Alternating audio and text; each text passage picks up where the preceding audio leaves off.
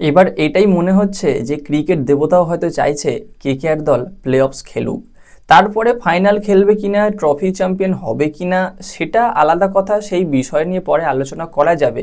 কিন্তু গতকাল কেকেআর দল যে ম্যাচটা খেললো, কেকেআর দলের প্লেয়াররা যে পারফরমেন্স করলো সেইটা দেখে এবং অন্যান্য যে সমস্ত রুলস বা অন্য যে সমস্ত কন্ডিশন আছে সেই সব দেখে মনে হচ্ছে এইটাই, যে এই বছর কেকেআর দল প্লে অফস খেলবে, এটা ক্রিকেট দেবতাও চাইছে। কেননা গতদিন যে ম্যাচটা মুম্বাই জিতলো তাতে করে কেকেআরের সুবিধা হলো এবং গুজরাটকে যেভাবে হারালো। প্রথমে কেকেআরের ব্যাটিং অর্ডার নিয়ে কথা বলতে গেলে একমাত্র অজিঙ্ক্য রাহানে যে তার কনসিস্টেন্সি ধরে রাখছে, ক্যাপ্টেন যে কারণে হয়তো দল থেকে বাদ দেওয়া যাচ্ছে না বা সম্ভব হচ্ছে না, কিন্তু তার পারফরমেন্স এখন পর্যন্ত হতাশাজনক। তাছাড়া যে সমস্ত প্লেয়ারগুলো খেলেছে, ব্যাটিং করেছে অনবদ্য, ফিন অ্যালেন, তারপর ক্যামেরন গ্রিন এবং আঙ্ক্রিস রঘুবংশী, এই প্লেয়ারটা ভবিষ্যতে স্টার হতে চলেছে ভারতীয় ক্রিকেটে, এটা বলা যেতে পারে। এই মুহূর্তে কেকেআর দলের হয়ে যেভাবে পারফরমেন্স করছে এবং সেই সঙ্গে উইকেট কিপিংটা করছে, ধারাবাহিকতা বজায় রাখছে, এটা অবশ্যই আমাদের ভারতীয় ক্রিকেট প্রজন্মকে বাঁচিয়ে রাখবে। তো এরপর যদি কেকেআর দলের বোলিং অ্যাটাক নিয়ে কথা বলি, দেখো হয়তো অনেকেও বলবে কেকেআর দলের বোলিং অ্যাটাক তো খুব একটা ভালো কিছু ছিল না এবং মাথিসু পাথিরানা মাত্র 8টা বল করে এবং তারপরে আবার তার ইনজুরি হয় এবং সে বেরিয়ে যায় এবং এর পরবর্তী যে ম্যাচগুলো আছে সেই ম্যাচগুলোতে হয়তো আর মাথিসু পাথিরানাকে আমরা দেখতে পাবো না। সেই প্রসঙ্গে আসছি, তবে তার আগে কেকেআর দলের বোলিং অ্যাটাক নিয়ে কথা বলি। এবং এই কেকেআর দলের বোলিং অ্যাটাক নিয়ে কথা বলতে গেলে আগে গুজরাটের বোলিং অ্যাটাক নিয়ে কথা বলতে হবে, যেখানে কাঙ্গিসো রাবাডা, মোহাম্মদ সিরাজ, রাশিদ খানের মতো বোলাররা রয়েছে এবং তারা এত মার খেয়েছে, এত রান দিয়েছে। সেই জায়গায় কেকেআর দলের বোলিং অ্যাটাক কিন্তু যথেষ্ট দুর্বল ছিল, কিন্তু তারা ভালো বল করেছে।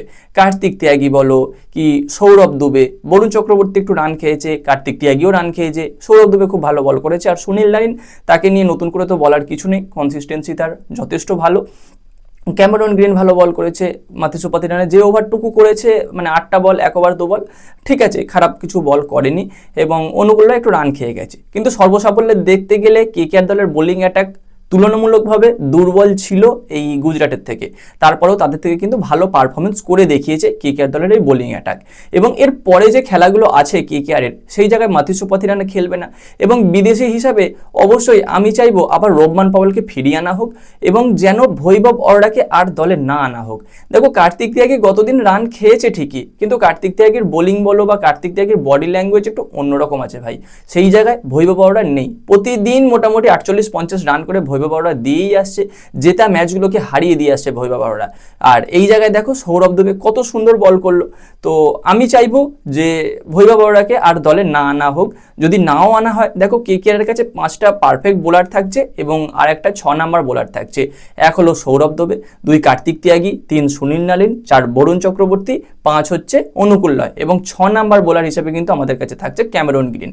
এবার রিঙ্কু সিংকে দিয়েও তুমি 1-2 ওভার করাতে পারো, মোটামুটি অপশান থাকছে কেকেআরের কাছে। তো ভৈভব অরোরাকে যদি দলে না আনা হয় সেটাই হয়তো বেটার হবে এবং যদি অজিঙ্ক্য রাহানেকে বাদ দেওয়া যেত, কিন্তু যাই হোক এই মুহূর্তে কেকেআর দল জিতছে, মানে ধারাবাহিকভাবে জিতছে। একটা ম্যাচ হেরে গেছে গতদিন আরসিবির বিরুদ্ধে, ছেড়ে দাও, কিন্তু তাছাড়া মোটামুটি পারফরমেন্স ভালোই ছিল।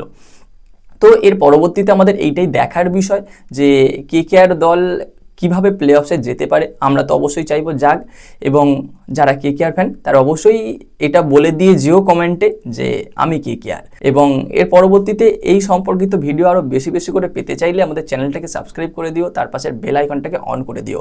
অনেক দিন পর ভিডিও এলো, কেননা আমি ঘুরতে গিয়েছিলাম, তোমরা জানো অনেককেই আউট অফ স্টেশন ছিলাম, যে কারণে ভিডিও সেইভাবে দিতে পারিনি।